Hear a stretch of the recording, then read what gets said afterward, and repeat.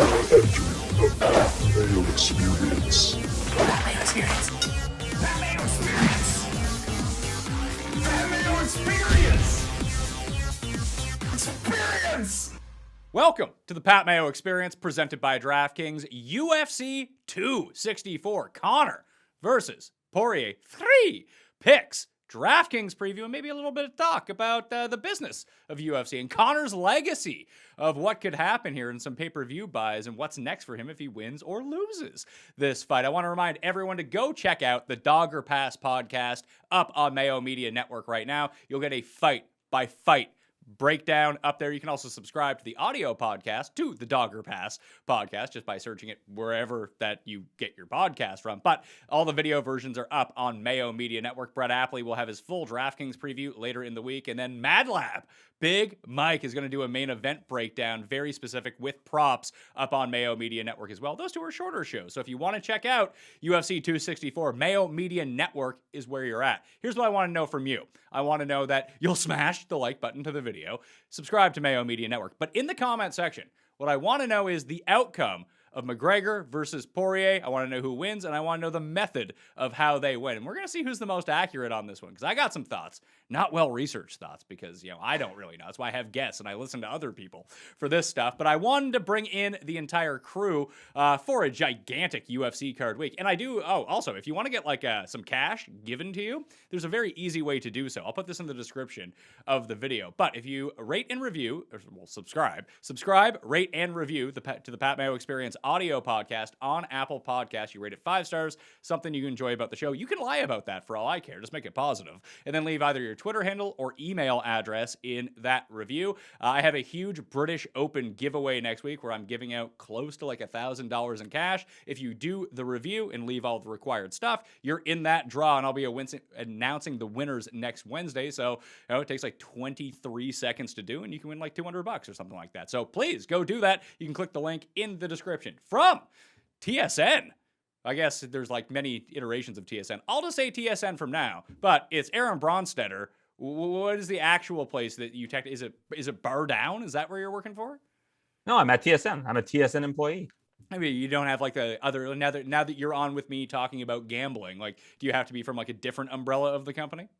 From TSN Edge? Well, TSN Edge is a branch of, it's a vertical. It's a vertical. So I just work for TSN, and whoever else requires my services within. Yeah, well, I mean, thank you for taking the time. Maybe we'll get into this a little bit later on, but people may not know this about you that are watching the show, because it's the first time you've ever been on the show. I met you at one of Gabe Morency and Cam Stewart's road rage things, which was just off the rails. But you have a lot of experience working with Gabe and Cam and Jeff, for that matter. Yes, this is true. I worked with all of them at The Score. Actually, my first full-time gig in this industry was producing Sports Rage with Gabriel Morency, which, if you want to get thrown into the deep end in this industry right off the bat, that's the gig for you. It's basically like dealing with a rock star, who does radio. It's awesome though. It was so much fun. I loved producing that show, and Gabe is a tireless worker. People don't really realize this about Gabe, because when he gets on air, he's just so bombastic, but he's like a savant. He gets in, he's got his blank sheets of paper and a Sharpie, and he's just scrawling 30 pages of notes before a show. It's really, I haven't seen anything like it before or since. Yeah, and Gabe does that, and then Cam comes in with the most research possible for literally no reason, because people just want Cam to react to things. Oh, Cam barely does any research. He just his research is just watching the games. People are always looking at stats, and Cam's mantra is I've watched the game, so I don't need to I know what happened in the game. I can explain to you what happened in the game, so I don't need to look up any sort of supplementary information, which is, I think, the way that Cam presents himself is perfect for what he does. Well, I want to get a Jeff story, but we'll save that for later on. But I want to talk McGregor. I want to talk. Oh, you call him Jeff instead of Geoff. I do. But I have someone else in my life that we call Geoff, so he also can't be Geoff, because then it would just get confusing. No, fair enough. McGregor, Poirier, Poirier is the favorite at DraftKingsSportsbook.com. Also, with the new Dogger Pass sponsorship with DraftKings, if you use code DOP at DraftKings Sportsbook right now and you're a new-time customer, you can get 264 to 1 for UFC 264 for a first-round knockout for either of these guys. I suggest McGregor if you're going for first-round knockout because that's the only bet you can really kind of make on him here. He is the underdog, Connor. Plus 105. So if you bet $100, you win $105. Poirier's like inching towards becoming a bigger favorite all the time, minus 135 in the betting odds right now. Is this completely predicated because Poirier tuned him in the last fight? It's 1-1 in the series, but that McGregor win came a while ago. It just feels like Conor actually needs this win if he wants to continue making huge money. Like if he doesn't want to be fighting Jake Paul in 3 months, I feel like he needs to win this fight. Yeah. I mean, to an extent, but I still think he's very relevant, win or lose. And you mentioned the line moving. I had heard from an offshore, I guess yesterday, that 65% of the money was on Poirier and it's down to 55% of the money. So it looks like there's going to be a surge on Conor as it gets closer in all likelihood. Usually Conor's a very popular bet at the window in like the days leading up to the fight. So I wouldn't be surprised if the line tightens up a little bit more as it goes, unless the books want to hang their hat on Poirier and aren't going to take as much, or I guess move the line quite as much. But yeah, I mean, we know what we see, and what we saw was Poirier get the better of McGregor. But if you look at the big picture and you look at that whole fight, the first round was McGregor's round, and I think it was fairly clear that he still has some. He's not somebody who should be taken lightly in this spot. I think that's why the odds are so close. But again, you saw what Poirier was able to do, and that's what Poirier does in fights. Poirier will lose rounds early in order to win rounds late and win the fight late. He's done this time and time again. So, you shouldn't be surprised by the fact that he is the favorite here because he did what I thought he would do last time as well. I mean, I had predicted that he would win inside the distance. It was like plus 240 last time, and now I think it's only plus 145. It's just weird to see McGregor as an underdog in this spot, being the biggest name in the UFC. And you kind of mentioned it, like there's going to be a flood of Conor money coming in late. Like, I mean, for me personally, like I help produce the Dogger Pass podcast every week. So I get enamored with the Vegas 28 cards and stuff like that. And these people I've never heard of before. But when I'm talking to like my friends outside of doing these shows, like the only fights they ever want to watch are Conor fights, maybe John Jones fights. If Brock Lesnar ever comes back, they'll pay for a Brock Lesnar pay-per-view. But he's such a draw. That's why I thought it was really strange to see a lot of these books, especially DraftKings Sportsbook, hanging plus money on him, knowing that that's where they're going to end up taking all their action. They might not take the big bets on Conor. The big bets might come in on Poirier, and maybe that's what they're hedging against. But every casual person in the world will probably be betting on Conor. Well, it's like McGregor versus Mayweather. McGregor, I think like 80 or 90% of the action was on McGregor, but like 80% of the money was on Floyd. Like all the big shooters knew what they were doing. And I mean, it still to this day shocks me that on the night of the fight at certain books, you could have gotten Mayweather at minus 275 in that. Like, it's just, that to me is like the biggest whiff of all time, is anybody who didn't get on that. It's kind of crazy. It's the biggest bet I've ever made on anything was on Mayweather. I got him at minus 300, and that was I was like, "There's no way it can go lower than this." And then, like you mentioned, it did go lower than that, just a little bit. I mean, you got a great price at minus 300. Just every single person I talked to who knew anything about anything was like, "This is free money. You should bet this." Well, I called my wife and said we should like take out a second mortgage, and my wife is very low risk, so this obviously didn't happen. But I called her when I was in Vegas. I was like, "The line keeps creeping down. We really should take out like a good chunk of money and put it on Mayweather."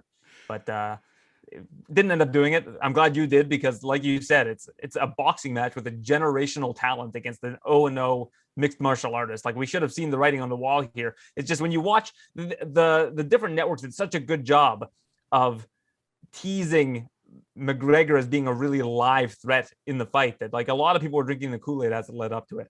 Well, this is what kind of concerns me about this fight in a way, like, and we'll talk about Conor legacy in a second, but is this lines like when we watch, analysis, when we watch you on TSM, when we're watching ESPN, when we're watching the UFC broadcast, is this fight as close as they're making it out to be, or should Poirier be a bigger favorite in this spot based on the track record of both these guys the past 3 years? Well, I mean, should is an interesting word, because yeah, maybe he should, but it's all dictated by public action, right? So Do I think he wins this fight more than 55% of the time? I would say so. I think Poirier, the current iteration of Poirier, wins this fight more than 55% of the time. And I listened to your friends on the Mayo Media Network, the Dogger Pass podcast. They were saying a very similar thing to what I said this week, which is this is a great live bet opportunity. If you like Poirier, you're probably going to get better odds on him after the first round if the fight leaves the first round. I mean, for the sake of those who are signing up for new DraftKings accounts and getting it at 264-1, I mean, good luck to you. It is a possibility that it ends in the first round. But I do think that in between rounds, as the fight goes on, even if McGregor's pouring it on him, Poirier is going to be live for the entire fight. So it's one of those things where you kind of have to watch and see on the actual night of the fight. Well, it's interesting to track the odds that way because Conor's going to be like the Dallas Cowboys. He's going to be like the Yankees, that if he gets out to a lead, like you said, and he wins the first round again, all of a sudden he's going to be like minus 200, minus 250. And then you're going to be able to scoop up some pretty good plus money on Poirier. The problem is we can always talk about that in theory of when that happens. But when you're actually watching the thing and it's going down live, you're like, oh my God, I don't want to bet on this guy who's getting dusted right now. You need getting tuned. Yeah, you need to go in with that mindset being like, regardless of what happens, like, and your eyes might be lying to you. And like you said, Poirier is willing to throw away a few rounds early so he can win the ones late, especially if he can knock him out inside the distance again. Then you're looking great in like round 3, something like that. But if you see like a plus 165 hanging, if Conor just absolutely demolishes him in the first round, you still have to have the guts to make that bet. I actually think we're going to see a very slow-paced first and second round. I think we're going to see a very tactical fight. Going back to the Nate Diaz rematch that Conor had, it was a chess match. And I think that that's what we're going to see. I think that Conor gave himself too much credit going into that last fight in terms of his power. He knew that he had put Poirier out in the first round. He knew that he'd put so many other fighters out in the first round. But at 155 pounds, the power doesn't translate. Poirier has talked about moving up to 170. He's a big boy. He probably enters the cage at close to 180 pounds on fight night. Like, he's a big boy. And he was cutting when he was at featherweight around 40 pounds to get down to featherweight. Like, he told me his last weight cut at featherweight, I think he had, or maybe it was the Cub Swanson fight or something. I think it might have been the fight before McGregor. He had cut like 42 pounds or something to get down to featherweight. So when you don't have that hydration, your chin is a lot more susceptible. He has the hydration now. And I think that Conor at this size doesn't have the same power as he did at featherweight. So that last game plan didn't work. He came in, he threw his best weapons at Poirier in the first round. Poirier withstood it, and then Poirier was able to turn it around on him and just pounce. And I don't think that Conor's going to let that happen this time around. I expect that this fight enters the third round, unlike last time.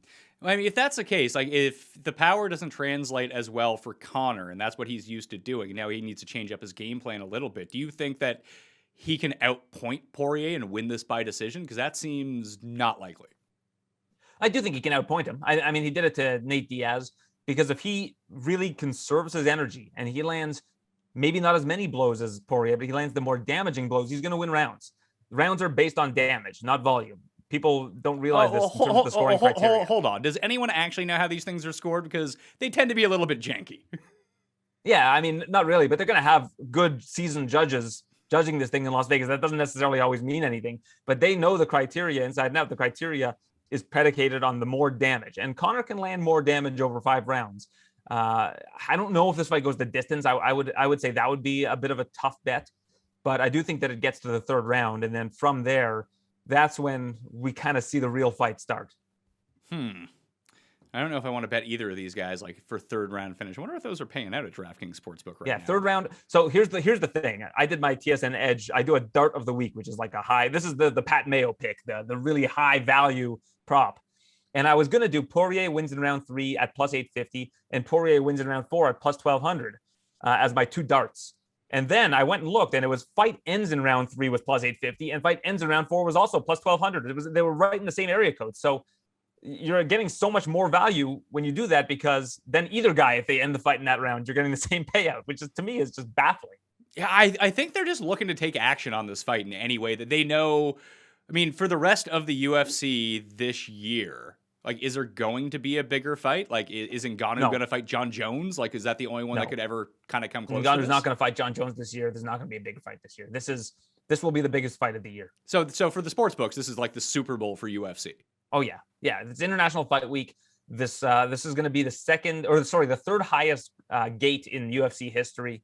It's a big deal. And I think that you're going to see a lot of action coming on this, especially this one particular fight. How much of a difference do you think it makes with this fight being in Vegas versus where was it last time, like Abu Dhabi or something like that? I don't know how much of a difference it'll make. It'll be a full crowd. Yeah, there's going to be more pressure on Poirier for that reason. But big ring too, right? Or big octagon. It was big octagon last time too in Abu Dhabi. So that's not going to make much of a difference either. It'll be the same circumstances. It'll probably be a little bit cooler in the building than it was. I mean, even though it's very hot in Vegas, in Abu Dhabi, they tend to make these kind of makeshift arenas.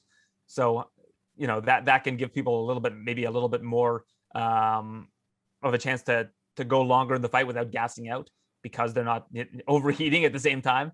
So I think that the conditions probably favor McGregor. I would just think having a full crowd probably favors McGregor too, because you'd have to think that unless it's just a arena packed with people with money on Poirier, that it's going to be a pretty pro Conor crowd.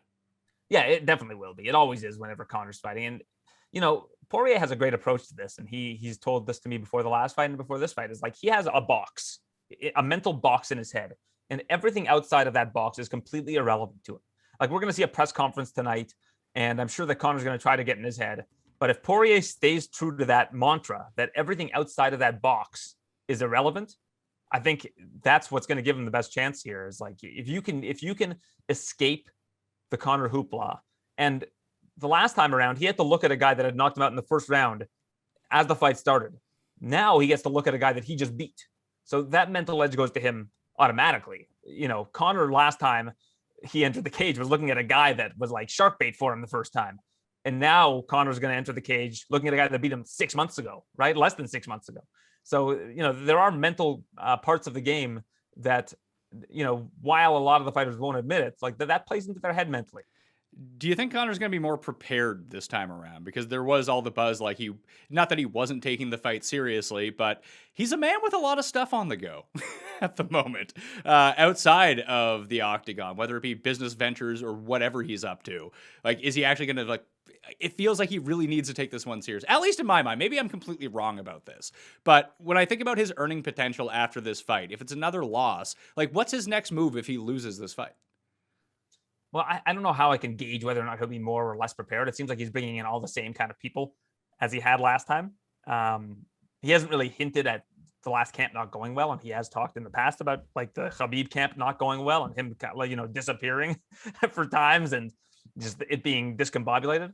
He did say that this time around, the camp felt like it was more of a camp. Like he was there, he was listening to his coaches, he was learning a lot more. But again, a lot of this stuff, unless you can see it, you almost have to put it in the Dustin Poirier box. It's unless you can have firsthand knowledge of it, it's really difficult to say whether or not someone's going to be more or less prepared. And now to answer the second part of your question, what does a loss or a win mean for Conor? I don't think it means much to his legacy either way. And, it's an unpopular opinion, but his legacy right now is a guy who's won 2 championships and transcended the sport.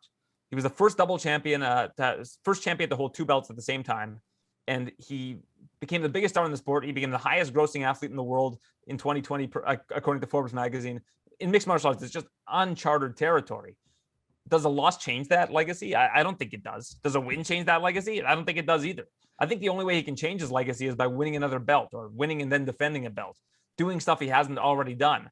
I think that his legacy is almost sealed at this point, unless he starts really overcommitting to mixed martial arts and losing 3-4 fights in a row and then really flaming out late in his career. And we've seen people do that, and it doesn't affect their legacy either. Okay, but I just don't. Yeah, maybe legacy is the wrong word. I'm just thinking about Conor. Obviously, wants to. You said he was the highest earning athlete last year. I assume that he wants to continue to make millions and millions and millions of dollars, losing again. And then when you go and look at his record from like the past 5 years, it's not going to be very good.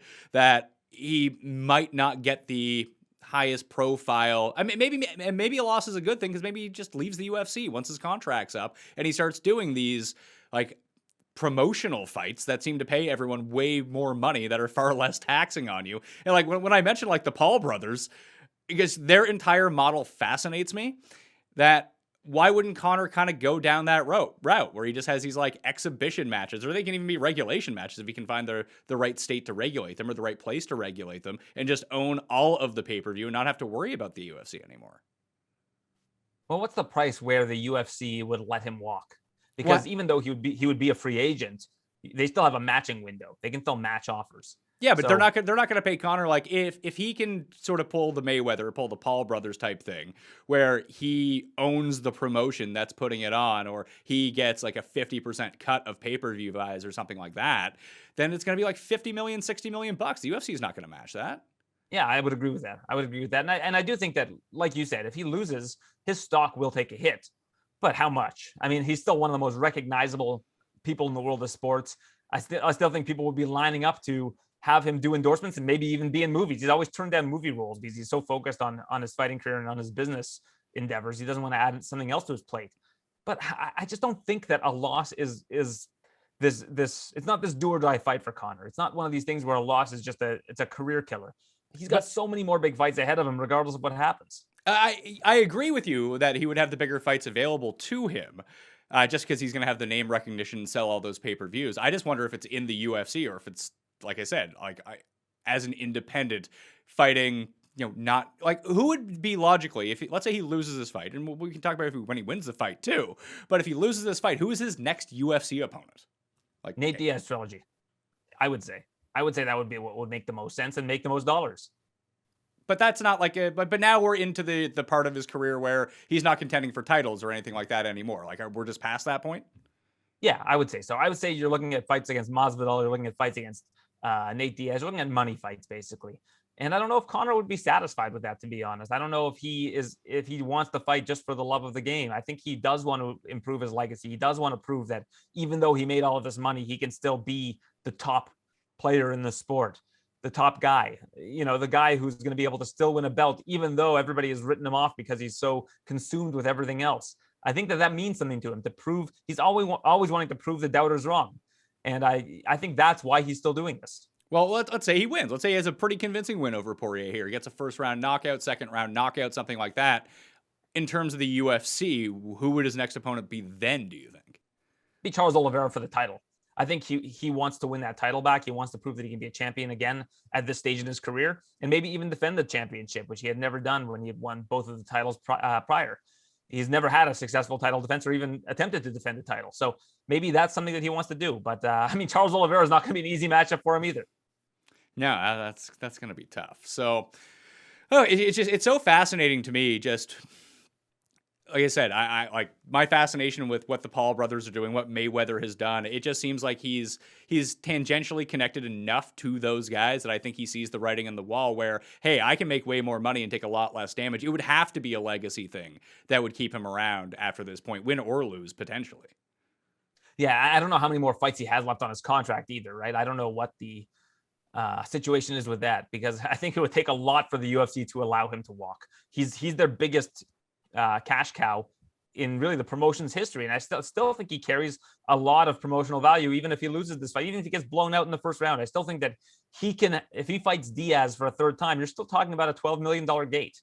You're still talking about 2 million pay-per-view buys. There's nobody else right now that can do that in the UFC. Who would be like 2 and 3 in terms of buys right now after McGregor? Like, is there anyone even in his stratosphere? Because McGregor is the biggest since what, like Rousey? Or like he passed Rousey, yeah. but I mean, Rousey he's past Rousey. But Rousey was the biggest, right? Yeah, I would say so. I don't think there's anybody that sniffs him, honestly, right now. I don't know if you were to tell me, make a fight that does 1 million buys on pay-per-view. I mean, Nate versus Jorge too, maybe does, like a rematch of that BMF championship, maybe. Jones and Ngannou does. I think Jones and Ngannou would draw 1 million, but I don't think either of them autonomously is a big draw. I think it's more of a circumstance of having a big matchup. But there's nothing really that compares to a Conor McGregor fight in terms of box office. It's just 2 million buys for the UFC is astronomical compared to what they normally do. And what would we be looking like? What did the Mayweather Conor fight do in terms of buys? I think it did around 4, if I'm not mistaken, 4 million. I can't remember offhand, but it was a big number. And the gate was a big number too. I think it was the second or third biggest gate in Nevada history. Like, do you think that the UFC, I mean, it's a really tricky situation because obviously they want these buys, they want this gate revenue, they want to make money. That's sort of agenda number one for them. But they also need to have legitimacy when it comes into it. Like, do you see them pulling any sort of stunts with bringing in guys? Like, does Brock Lesnar ever fight again? I don't think so. I think that ship has sailed at this point in time. But I think if he was interested, Dana White will pick up the phone because you have a guy who's a former heavyweight champion. That has wrestling credentials. I mean, actual wrestling, not pro wrestling credentials, but actual wrestling credentials that you can always sell. So I think you would pick up the phone, but I don't think we're going to see Brock Lesnar back in the UFC. Are there any other like gimmicky people that you could potentially bring in that would? You could bring in GSP. I mean, if they could find something for GSP that would intrigue him, maybe. How old? I don't think GSP has GSP? I think he's 40. No, that's not that bad. Yeah. So I mean, I don't think that there's anything that GSP would get GSP out of bed right now, unless Khabib was coming back. Well, Khabib is another name right there. That if they could get Khabib out of retirement, now you're talking at least 1 million buys as well, because Khabib's a big draw. But yeah, I don't know. If you did, let's say McGregor loses, and now he's in sort of like his big prize money fight, could you get a GSP McGregor fight? Maybe GSP would want to do that. I think the GSP would probably be favored in that situation, honestly. If Conor was coming off a loss, even a 40-year-old GSP, if they're fighting at 170 pounds, I think maybe he would be the favorite in that fight. But I don't even know if that gets GSP out of bed. I don't know if that helps his. I don't think him beating a guy that's lost 2 in a row improves his legacy. And he's always said that the only way he wants to come out of retirement, at least for mixed martial arts, is if it's going to improve his legacy. He wanted the Khabib fight. Khabib's now retired. I think that ship might have also sailed. Yeah, maybe so. But I mean, I see GSP up here in Canada doing commercials for some like 8th-rate gambling site. Like, is he running out of money? What's going on? No, he's just taking endorsements. You never run out of money if you're GSP. You just keep adding money. You keep adding more. He's also doing the Avengers. That Falcon and the Winter Hawk, Winter Soldier. He's doing high-profile acting gigs now as well. Yeah, maybe, but if you come back and fight Conor, you're gonna have like an 8-figure payday. I think he's pretty much set. I don't know. I think the money is still something that would intrigue him, but I don't know if that would get him out of retirement. Honestly, I think that it's too much of a risk for his legacy in his mind. I don't know if it actually is, but in his mind, I think it would be too much of a risk for his legacy. All right, well, let's talk about the rest of the card because there are some other good fights outside of the main event. Which one are you the most intrigued about? Well, the one I'm most excited to watch is Michel Pereira against Nico Price, because these two guys are just complete maniacs, and it's going to be a fun one. But in terms of what carries the most weight, I would say it's probably Burns and Thompson, the co-main event. But in terms of what I'm actually looking the most forward to, that Nico Price Michel Pereira fight has like every ingredient of being just a complete circus. Is Pereira going to be doing like backflips onto him? Yeah, he is. That's exactly what he's going to be doing. He's going to be doing standing backflips and landing on him if he has the opportunity to. Well, I was these are just two wild men, Pat. Like these are two guys that that it's just, again, it's a recipe for just a total circus of a fight. Do you have any particular lean on Tuivasa and Greg Hardy? I like the Greg Hardy by decision prop at plus 375. I think that Greg Hardy might be able to take Tuivasa down and stay on top of him and just kind of outpoint him over the course of 3 rounds. I like the value on that. I think it's like plus 375. That would be my lean for that one. I think Hardy will be able to have more cardio than Tuivasa down the line. And I mean, that's even though he's a guy who has asthma, I still think that he can outlast Tuivasa if the fight goes longer. He's going to be a lot bigger than Tuivasa. He's shown that he has the propensity to take a punch. I don't think he's been knocked out yet in his career. So, I think that Hardy by decision would be the way that I would go in that one. I think if it does go the distance, it's his fight to lose. In fact, if you can find the odds on Tuivasa scorecards equals no action, that might be another way to play it, because I don't know if Hardy's going to get a finish against Tuivasa. He's a very durable guy. Interesting. I'm just looking down the rest of the card. It was good for Sean O'Malley that he gets to be on the biggest card of the year against someone who's shouldn't be in the UFC. Yeah, absolutely. I think he recently quoted Chael Sonnen, which said, "You want to have the highest spot on the card against the worst possible fighter. That's like the recipe for success in your career." I mean, people will, like, especially if he comes out, puts on a show, especially with his intro or whatever hair color he currently has at the moment, and just absolutely smoke some guy. Like, it's going to be a good look for him, regardless of how good he actually is. Yeah, you know what I like actually in that fight? Here, I've got best fight odds up in front of me. The odds on O'Malley by submission are plus 1,200. And O'Malley's an awesome grappler. Like, people don't realize how good this guy is as a grappler. So if you want like a little Pat Mayo special, I would recommend O'Malley by submission because I think he wants to show off his grappling game. And this is going to be kind of an exhibition for him almost. If unless Moutinho is the real deal. I don't know too much about Chris Moutinho, but I think that if you watched O'Malley when he did, I forget which grappling tournament he was in. It was the one with the teams. I forget what it's called, but he was really good. He was really hanging when it came to the grappling. And I think that he's gonna want to show that off in this fight. Well, Paul gave out 2 super long shot props on Dogger Pass. Paul, was it Max Griffin by decision? Was that the one? By submission. Griffin by sub plus 1,600? Yeah. I don't know if I like the O'Malley one better than that. No disrespect to our fellow colleague, Paul Shaughnessy. Bronsteter's talking shit, Paul. Well, apparently it's all good. Okay, well, there you go. Very Canadian response. Tavares round 3 was the other one that he had. What's that, like 18-1? 16-1, Tavares round 3. It's plus 1,200 now, so people must be listening to the show. I mean, people do listen to the show. Yeah, they must be listening. But that is a good prop. I like that one because Tavares is a guy who can be in a fight for 3 full rounds and is always really tough. So, but Akhmedov's a tough out also. So I could see that. But again, I like O'Malley by sub. I think that at plus 1,200, that kind of value on a guy who really is a good grappler and probably wants to show off new wrinkles to his game, it might be worth a sprinkle, as Cam would say. I assume after working with Cam, you've seen how he kind of bets on everything. So when I used to sit next to him at Fantasy, he used to bet on golfers. And I don't know how he could have 74 golfers all start at the top of his list. Like, I don't know why he started them. It was just the entire leaderboard the entire time. But he seems to have a sprinkle on everyone. Especially if they have a fun nickname. If they've got a fun nickname that he's come up with, that's like his guy. I mean, I fall into that trap too. So I can't really comment on that. All right. Fair enough. DraftKings picks for this card, it's going to be really interesting. Is there anyone at the bottom of the pricing? Like, that's how I always like to work my UFC lineups, because obviously we can look at the implied odds, implied knockout odds. People are pretty properly priced, but you still need to find your guy below 7,500 or 2 guys below 7,500 that you actually think that can win, whether it be by knockout or decision. Knockout preferable, probably, unless they're going to have like 45 takedowns during the match or have all of the time in terms of control. But from down that way, is there anyone that you see? Because from what I can tell after listening to Paul and Cody, like, Nico Price is a live dog versus Pereira. He's only $7,300. Like you said, that's probably going to be a banger. So if he wins, he's probably going to score a lot of points. And the other one was the first guy on the card. Who dat winner? Hao Zong at $7,200.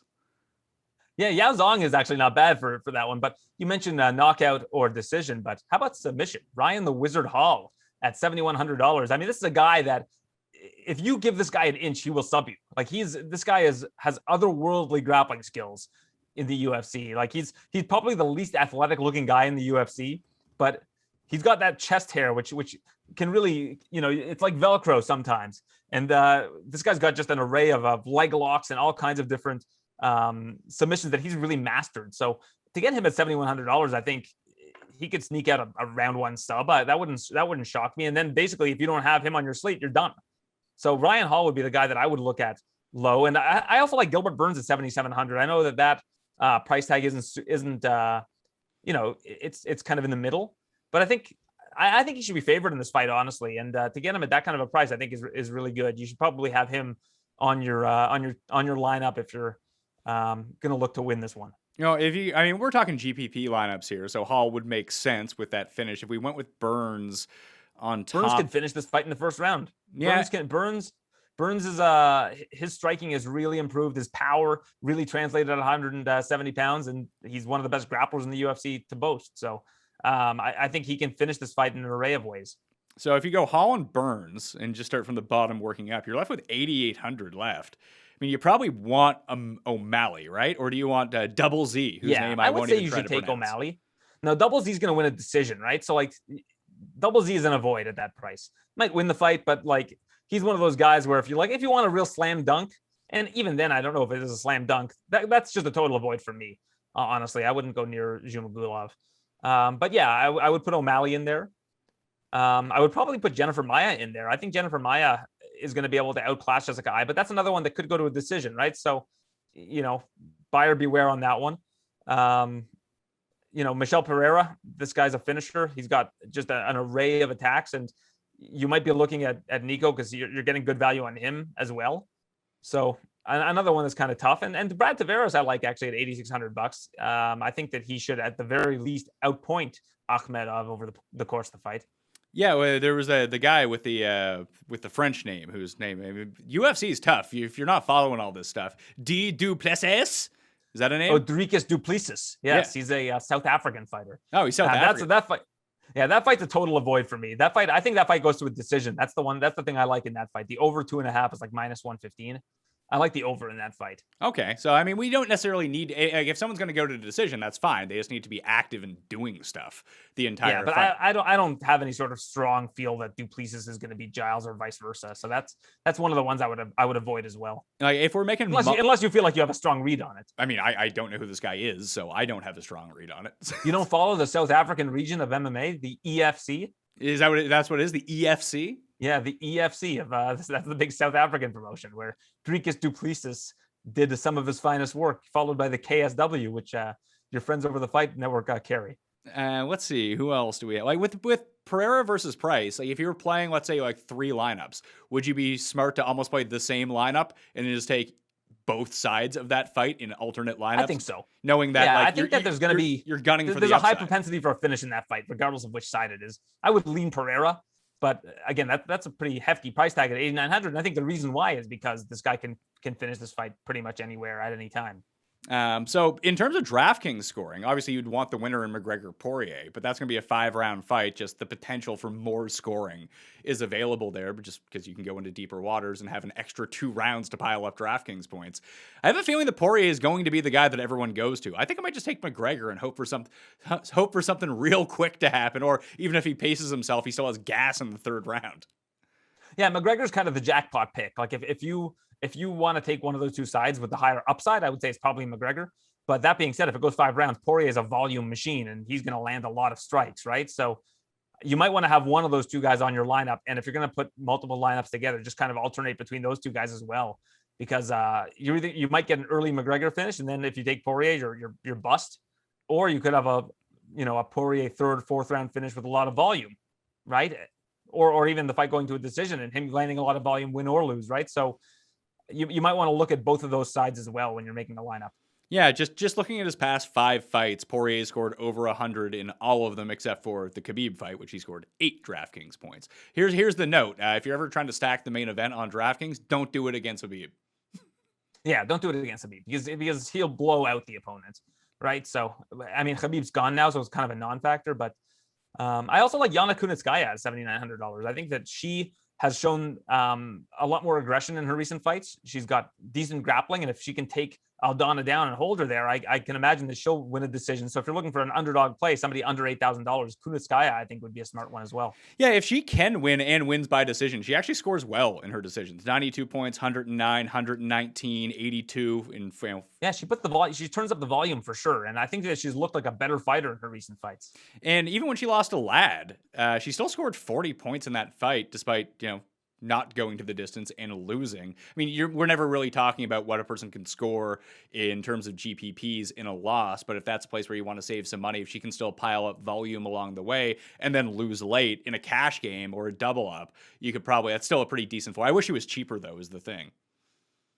Yeah, I mean, at 7,900, she's kind of in the middle of the road. So it's one of those ones where she could fill your lineup, but yeah, I'm kind of with you on that because most women's fights tend to go to a decision or go late. And if it does go to a decision, I mean, your scoring potential is a lot lower. All right. Well, let's talk. You talked with Dana White this week, right? On your show? I spoke to Dana White. I spoke to Conor McGregor yesterday. I spoke to Poirier this week. So, fire at me. So what's the vibe? I'm just name dropping left and right here, Pat. I mean, this is why I have you on. You're the one who's talking to all these people. So, like, how is Dana feeling about this one? He's feeling great. I mean, like I said, it's going to be the second biggest gate they've ever done in Nevada, the third biggest gate they've ever done, period. He says that I asked him to predict whether or not it goes over 2 million buys, and he says he believes it's going to go over 2 million buys. He says it's the most pre-buys they've had in the history of the company. So I think going into this one, he mentioned all the celebrities that are going to be there. Donald Trump is going to be there. Whoa, hold on. Trump is going to be in attendance at this? Trump is going to be there. Trump is going to be in attendance. Yeah, you're going to have Trump there, Kevin Durant, OBJ is going to be there, Mel Gibson, Kourtney Kardashian, and Travis Barker. Yeah, Mel Gibson's going to be there, right? So it's a bunch of like high end like NFL and NBA skill position people, and then like really problematic old dudes. Yeah. I mean, Clint Eastwood is not going to be in attendance from what I understand, but yeah, pretty much problematic old guys. But you've also got like Machine Gun Kelly and folks of that ilk that are going to be there. I mean, is there any way? I mean, if Trump is, I mean, I don't know how old Trump is now. He must be close to like 78 or something like that. Anyway, yeah, he's nearing 80. Any way that Dana can get him involved with like managing someone or coming out? Like, can he hook Trump up with Colby Covington for the next time that he fights? Just have him out there with a megaphone like Jimmy Hart. Yeah, basically, like if this is like if Conor's the big draw and then there's no one after it, you put Trump with Colby Covington, like that's going to do some buys. Yeah, Trump would be a big buy in a big draw in combat sports if you could figure out some way to utilize him in that regard. It'd be very. I mean, him and Dana are buddies, right? Like he spoke at the RNC, I think. Yeah, Dana did speak at the RNC. How about him versus low energy Jeb in a grappling match? That would do well. That would do numbers. If there's one thing like almost 80-year-old Donald Trump has, it's a ton of energy. It seems. Yeah, low energy Jeb. I don't know how I feel about him. Yeah, I mean, the longer the fight goes, I think it favors Jeb because he doesn't exert that much energy, and then he'll just have a good gas tank throughout the entire fight. So when you speak with someone like Conor and speak with someone like Poirier, in terms of it being like a real interview that you show and then like people are interested in, like I would assume McGregor's media training is through the roof. How's Poirier? Not great in terms of his media training. He just kind of is who he is, and I just think he hates doing interviews. Like, so I wouldn't say he mails it in. He still does give thoughtful answers, but you can just tell he doesn't want to be there. And I don't think Conor really wants to be doing them either. I think there's some pushback from him, according to Dana White this week, for him to be doing his media obligations. But when Conor gets in front of a camera, he's smooth, right? Like he'll give you his time. So that's kind of the way that I would look at it. Yeah, I wasn't really joking. I mean, Trump is probably an exaggeration to be like a manager type, but do you think it would help if these guys had a mouthpiece that could be like when they do interviews with you or interviews with someone else? I know that Dana kind of acts as that as the big promoter, but if these individual guys had someone to go speak on their behalf, that it might be a bit more interesting. There are some Brazilian guys that have Walid Ismail as their manager, and they don't speak English, and he gets on the mic and he just like rips promos. He would be the example of that, of a manager that like takes the spotlight from the fighter when the fighter doesn't know how to speak English. He'll be yelling stuff. When I've interviewed his guys that do speak English, he yells stuff from the sides, being like, "Call this guy out." And he's a former fighter in his own right. He used to fight in Pride. So I mean, he's like an old school martial arts guy that's just like kind of a loose cannon. So anytime you're dealing with one of his fighters, that's kind of the closest comparison you get to a wrestling manager. Yeah, see, I think that would just the promos for this stuff. Conor really knows how to play it up, and he knows how to sell these fights. Feels like the UFC should have some sort of program that they have internally, like, hey, you're doing an 8-hour session today of like how to talk more shit and try to rile people up. I think the UFC like giving their people the least media training possible. I think they like having the authenticity there. I mean, if you look at how hockey players speak in their interviews, like, I mean, they're so, I don't know when they start doing this training with them, but like they're basically like, they're just not themselves. They're very robotic. Yeah, whereas when you're interviewing mixed martial artists, they're very outgoing and have a lot of stories to tell. Sure. I think you could preserve that, but you need to figure out how to make it a bit more outgoing and a bit more, I don't know, wrestling-like. Yeah. And I think some of the fighters know that and they do that. Like you look at a Sean O'Malley, you look at Conor. A lot of the big fighters do have that kind of element. I mean, Ronda Rousey even like was a big pro wrestling fan, so she gets it. Chael Sonnen was example A of how you can elevate your career just by being good on the mic. So you're definitely onto something there, but I don't think that they want to manufacture it. I think when you force it too much, like a Colby Covington, and he has gotten a little bit more popular, I'm sure, it comes off as forced. And I don't think I think that's kind of the opposite of what they want. True. I think what we're looking for is like an amplification of someone's actual personality. Because some of the guys you just mentioned, whether it be, Sonnen it felt like he became a much bigger star well past his prime. And like Sean O'Malley's not like elite by any means, but people now know who he is, and they're going to know who he is after this because he's going to make such a spectacle out of the entire thing. Like if you had like Adesanya being out there and like, having this amplified personality. Well, he does. Adesanya does. Adesanya talks a ton of smack, and he trolls guys on the internet. Like he does it in his own way, but he's good at that. And he's elevated his career, I think, due in part to not only what he does in the cage, but his ability to speak on the mic. Sure, but it's just all of the top end guys. It feels like if the UFC is looking for like a next big draw, that one of these top end guys who's actually good needs to be like this too. Yeah, like if they could get Francis Ngannou to start talking smack about people and like ripping promos, I think that he could be like the biggest star in the world because he knocks guys out in like 40 seconds. Like that's the part of his game that could still be elevated, is like just his trash talk game. Yeah, it's really sad that this is what we have to when we're talking about a UFC card, and this is where my mind goes because this is the part of the UFC I'm just following the Mayo train. Wherever you're taking this thing, I'm on board. Well, I just saw that they signed a huge deal with what is this? Crypto.com. Yeah, $175 million deal over 10 years, reportedly. I feel like it should be more than that, shouldn't it? 10 years? $17.5 million a year. That's not bad. Like when I first saw it, I thought it was going to be $175 million a year for this sort of promotion. No, I think $175 million is a lot of money for this kind of thing. But yeah, I mean, they're going to get placement on the uniforms in the Octagon for pay-per-views for the Dana White Contender Series. So they're getting a lot of value out of that. And hey, man, $175 million is a lot of Dogecoin. That is, unless it goes down and then people aren't buying the dip and it just stays there. Then it's worth a lot less, I hear. Well, fair enough. Are you? Or if Elon Musk rips it on SNL, then it just goes down by 50%. Yeah, I don't even know if Elon Musk is trolling or what he's up to with some of this stuff. I think he's just like, yeah, I don't care. He's just so set. He can do whatever he wants. He can just mess with people's lives. He's like, yeah, I'm so rich, it doesn't matter. I'm going to go live on Mars for the next 5 years, so it really doesn't bother me. All right, man. Anything else about? Oh, no. Give me a Jeff story before you get out of here. Like, because Jeff used to tell me that he had to, like, box out Cam from eating Chinese food before the show because then Cam would get really sleepy on the show. I can't think of any great Jeff stories from HSR. I mean, the first day he was there, he was like an intern, and Cam sat down at a computer, and Cam was very territorial about the computers. And if somebody else logged on, he would like make us think about it. But he goes to log in. He goes, "Who is Geoff Feinberg?" And that was like the first day that Jeff was there. And that's like how Geoff was born, but as a nickname. There's also like when I was at TSN, we got Philip Rivers to call him. That's like, you can watch that on YouTube. That was like my favorite Jeff moment, was like hearing him on the other side of that phone call, because I was in the room with Philip Rivers at the time. Oh no, sorry, I wasn't in the room with Philip Rivers. I connected the call. Philip wasn't with us. He was like wherever he was, but I conferenced him in, and I could hear the whole thing, and I could just hear Geoff in just utter disbelief.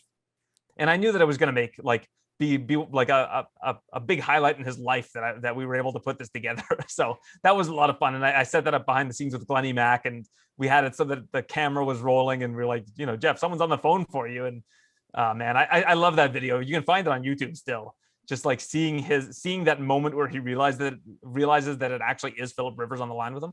Yeah, we were all, he didn't really know what was going on because we told him we had a special guest on the phone for him. And then there was like 20 of us all packed outside the studio, just like staring through it and watching him. And I think he felt really uncomfortable. And then I think at first he thought that we were trolling him about it. But I think as soon as as soon as Philip said, your friend Aaron has hooked up this call, I think he knew it was real. Yeah, because at that time I was like the talent producer at TSN, and I was booking guests left and right. So yeah, it's that was a great moment in terms of seeing Geoff. I'm trying to think. You put me on the spot earlier in the show, and I was like, I'm gonna have time to think about this. And then of course we're doing a show, so I don't have that much time to think about it. But yeah, I mean, working at HSR and the Score was just like a total circus. It was like did you ever hear the story about a guy named Psycho Mike? No. All right, so we had an intern named Psycho Mike that was nicknamed Psycho Mike, and he was a guy that did real estate on the side, and he was just like a degenerate gambler. And one day he bet, I think it was I think it was a spread. He bet the Patriots to win, and he bet $35,000. $35,000, I think it was on it. But it was a preseason game. It was not a regular season game. He bet I think it was $35,000 on a preseason Patriots game. I think it was like -6.5 or something. And he lost. And he came in with like a paper bag full of money to give to somebody because he had lost this like this ridiculous bet. Like if you're gonna bet on something, preseason NFL football, as you know, Pat, is probably the dumbest thing you could ever bet on. Don't ever tell that to Gabe because he will spend 12 minutes live on air yelling at you about it because that happened to me. Well, the people at the assignment desk used to hate me because I'd go to the assignment desk at midnight, and one of the guys from the assignment desk that worked at the score works with me now at TSN and sits at the desk next to me and still remembers this, where I'd be like, I'd go there at like 11:30 and I'd be like, hey, can you get like the Pepperdine game on like remote 7? And it's because Gabe had money on Pepperdine and it was like a midnight start. Well, it was like doing it was like the only live sports at the time that we could get on the feed. It was the only game you could watch live at the time. That sounds like a recipe for Gabe to have money on it. Yeah, exactly. The best one we ever had, the first time Cust ever came into the office at Fantasy, the first thing he saw was Gabe for 45 minutes on the line with some gambling book, arguing with him about like a Norwegian table tennis game that the sets actually went over, and he had the over, but they called it a loser, and he was just yelling at this guy on the other end. He's like, I was watching this, and it was, poor Cust was like, oh my God, what have I gotten myself into here? Well, imagine me having my first job in the industry. It was full-time producing Gabe's show. But yeah, I loved that job. But I mean, I've got stories. Like there were lots of stories. Well, we'll have to have Gabe on to see if he will confirm these. Did he used to show up like 30 seconds before a live show and just sit down and go? Gabe was at the office like the whole time. Gabe was the opposite of that. That's the thing people don't understand about Gabe is like Gabe is a workhorse. Like Gabe, his show would start at like 11 and he'd be there at like 4. And I think that like a lot of the people at the score were like disturbed by this because like bringing Gabe into like a regular office environment at like the end of the day is like, it's like having a tornado go through your building every day. But he'd be there at 4 and he'd just be like scribbling notes, and like he was the opposite of a guy that would show up like 30 minutes before the show. Like I know Bob McCowan, I think, takes pride in the fact that he used to show up like right before the show and just go into a show. Gabe was the opposite. He'd be there. He'd like to chop it up with everybody. He'd like to watch the games. He'd be taking notes. Like he was like really, really very prepared. And like I worked with Michael Landsberg too, and he was the same way. Landsberg was there first thing in the morning, watching things all day, taking a bunch of notes, trying to find interesting stuff on the internet. Like they're just both of them are kind of similar in that regard. In terms of their actual personalities, you couldn't be further apart on the spectrum. But it's been amazing in my career to be able to sit and watch these people prepare. Well, it's funny because I learned a ton from Gabe. Just people forget how, because of his personality, like how good of a host and like analyst he actually is. Like, I mean, when you have like 20 years of like hosting shows, you're going to get really good at it. But he can go from hosting one sport, one show for a half hour type like TV show to being like 3 hours live on the internet right after that. So I think now like he's rolled up so much and has so many different shows. I think he's on TV like 8 hours a day. It's always kind of been that way. Like he the more time he has off the air, like the more trouble he thinks he's going to get into. So he likes to do these gigs, right? So, yeah, like I just remember producing his show and thinking afterwards, like I'm working on one of the most entertaining radio shows in the world right now. Like I wish people would listen to this show because I just had so much faith that we were putting on such an entertaining show every single day because he was so good. Like he was so good at what he did. And he was so good at I feel like the best radio hosts ever, at least of the last 30 years, like the Howard Sterns of the world, Scott Farrell, Gabe, like they're good at building communities and inventing characters on their shows that become part of the show and become part of that bubble, that community. And Gabe is so good at that. And I think that's a trait that only really the best have. Well, you have to go record your podcast right now. What's coming up on that? What are you talking about? So I do 2 podcasts a week. One is the interview edition, where I take basically all the interviews I do over the course of the week and I compile it onto a single show for people that enjoy interview content more. And then the other show is just it's me and Bazooka Joe Valtellini, who was a former Glory kickboxing champion, coach of some UFC fighters. We kind of just chop it up, talk about the news, talk about everything that's going on in the world of MMA. So it's kind of 2 separate. One is more of a talk format and one's an interview format. So the interview format one is done, and now the talk format one begins. All right. Aaron Bronsteter. You can check him out on Twitter. He's always tweeting out. Are you still doing your Periscopes live before? Yeah, I do. It's now Twitter Live, I guess. They abandoned Periscope, and I think they're probably trying to rebuild it. But I still am able to go live right before the event. So yeah, I do about 30 minutes before the event. Myself and Dan Tom from MMA Junkie, one of the best analysts out there, in my opinion, in terms of breaking down the X's and O's, especially from a gambling perspective. He joins me, and Paul has actually joined me on this show previously, where we just kind of talk about it from a gambling perspective for about 30 minutes right before it begins. Just it's almost like an aperitif, so to speak, to the event itself. At Aaron Bronsteter on Twitter is where you can find him. You can find him at TSN_Edge and TSN_Sports, because apparently TSN Sports wasn't available. Well, if you do TSN Sports, you got too many S's to, I don't know. I have no idea why it's TSN_Sports. But yeah, TSN was unavailable. I think somebody else had gotten that before. That was smart. Just like, I mean, the person who bought all it's like an actual business though. It's like an actual TSN business. That's not some dude. No, see, the people who scooped up all of those like good URLs back in like the late 90s are just billionaires. Baseball.com. Yeah. I used to work for a site that was like, they owned fantasyfootball.com, fantasybaseball.com, and like all the fantasysports.com, which is, you know, great. When we talk about great SEO, that's great SEO. The sites were horrible. Yeah, but you sell them, right? Like the value of a fantasyfootball.com. Like, how much do you think it would cost to buy that? It's probably like $3 million, I would have to guess. I would guess it would probably be more than that. Maybe. I mean, the value of having a good .com, like if you invested in like other like .nets and .orgs, you're probably down a couple dineros, but at least if you got all the good .coms, you're in business. Like, I think there was a guy who just owned baseball.com and was selling it for like years until he got the amount of money that he wanted, because he knew it was just going to keep climbing in value. It's amazing. All right, Aaron Bronsteter. Again, follow him on Twitter at Aaron Bronsteter. Check him out live before the fights on Twitter, and check out his podcast, which you can find on tsn.ca, because he is El Canadien. I don't think tsn.com works. Does tsn.com work? tsn.ca. Yeah, .ca. TSN.com is also owned by another TSN business. Yeah. These guys are beating us to the punch. Yeah, seriously. All right, you can follow me at the PME. Remember to check out the Dogger Pass podcast up on Mayo Media Network right now. Smash a like, give me your result and finish of the main event in the decision for UFC 264. And if you're a new time depositor to DraftKings Sportsbook, for $1, you can get 264 to 1 odds on a first round knockout on either fighter if you want it, if you use code DOP. I'm Pat Mayo. Thank you for watching. I'll see you next time. Mayo Experience! Experience!